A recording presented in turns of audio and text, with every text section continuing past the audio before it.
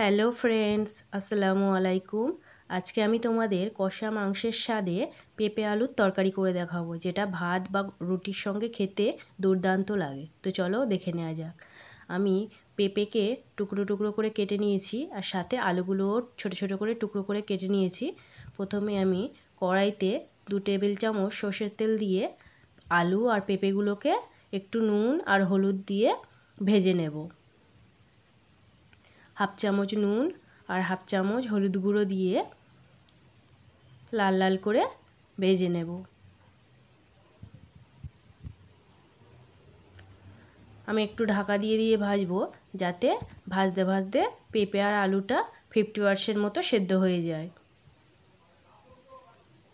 আমি 2-3 বার ঢাকা দিয়ে পেঁপে আর আলুগুলোকে লাল লাল করে নিয়েছি। আমি ঠিক এইরকমই লাল লাল করব। এবার আমার হয়ে গেছে, আমি এবার তুলে নেব। ওই কড়াইয়ের মধ্যে আরও 3 টেবিল চামচ মতো সর্ষের তেল আমি দিয়ে দিলাম। এরপর আমি 1 চামচ 5 ফোড়ন আর 2টো তেজপাতা 4 টুকরো করে নিয়েছি, ফোড়ন দিয়ে নেব। তারপর আমি 2টো মাঝারি সাইজের পেঁয়াজ কুচি করে কেটে রেখেছিলাম, সেটা লাল লাল করে ভেজে নেব। পেঁয়াজটা আমার লাল হয়ে গেছে। এবার আমি ওর মধ্যে দিয়ে দেব 2 টেবিল চামচ আদা রসুনের পেস্ট।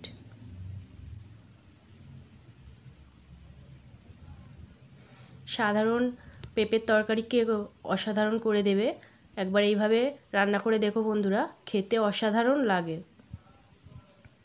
আদা রসুনটা আমার ভালো করে কষানো হয়ে গেছে। এবার আমি ওর মধ্যে দিয়ে দিলাম একটা টমেটোর পেস্ট। টমেটোটাকেও আমি মিডিয়াম ফ্লেমে ভালো করে কষিয়ে নেব। টমেটো আমার কষানো হয়ে গেছে মোটামুটি ভালো করে। এবার আমি ওর মধ্যে গুঁড়ো মশলা দিয়ে দেব। হাফ চামচ নুন দিলাম। আগে আমি ভাজার সময় নুন আর হলুদ দিয়েছিলাম, সেই জন্য আমি হাফ চামচ করে দিলাম। হাফ চামচ লঙ্কা গুঁড়ো দিলাম।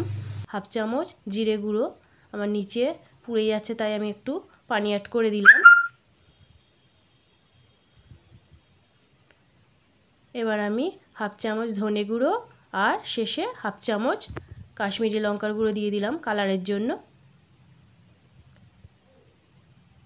এবার সব মশলাগুলোকে আমি লো ফ্লেমে 4-5 মিনিট মতো ভালো করে কষিয়ে নেব। আর যখন মশলা থেকে তেল ছাড়তে শুরু করবে, তখন বুঝে নেবে মশলাটা খুব ভালো করে কষানো হয়েছে। তারপর আমি ভেজে রাখা পেঁপে আর আলু দিয়ে দেব। পেঁপে আর আলুটাকে ও মশলার সঙ্গে 3-4 মিনিট মতো লো ফ্লেমে ভালো করে কষিয়ে নেব।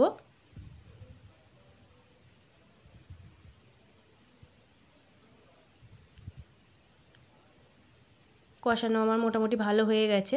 তারপরে এবার আমি যার মধ্যে ভেজে রাখা আলু আর পেঁপে ছিল, সেটা ধুয়ে আমি পানি দিয়ে দিলাম। পানিটা আমার ঠিক 1 কাপ মতো দিয়েছি, বেশি পানি দেওয়ার দরকার নেই, কারণ আগে থেকেই পেঁপে আর আলু আমার 50% সেদ্ধ হয়ে আছে।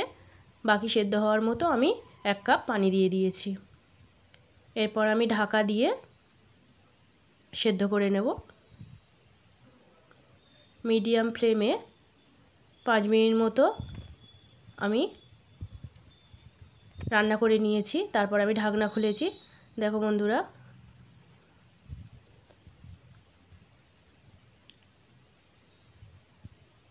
এরপর আমি ওর মধ্যে দিয়ে দেব হাফ চামচ গরম মশলার গুঁড়ো আর দিয়ে দেব 4টে কাঁচা লঙ্কা। তোমরা লঙ্কাটা কম বেশি দিতেও পারো, যে যেমন ঝাল পছন্দ করো। গরম মশলা আর কাঁচা লঙ্কাটা দিয়ে আমি আরও 2 মিনিট মতো ঢাকা দিয়ে লো ফ্লেমে রান্না করে নেব।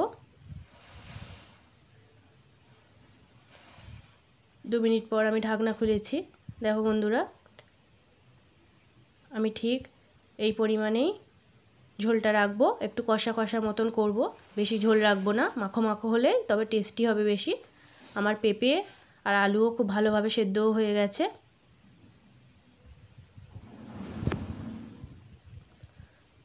সবশেষে আমি ধনেপাতা কুচি ছড়িয়ে দেব। তারপর আমি গ্যাসের ফ্লেম অফ করে দেব। ধনেপাতা কুচি দিয়ে আমি আরও 2 মিনিট মতো ঢাকা দিয়ে রেখে দেব।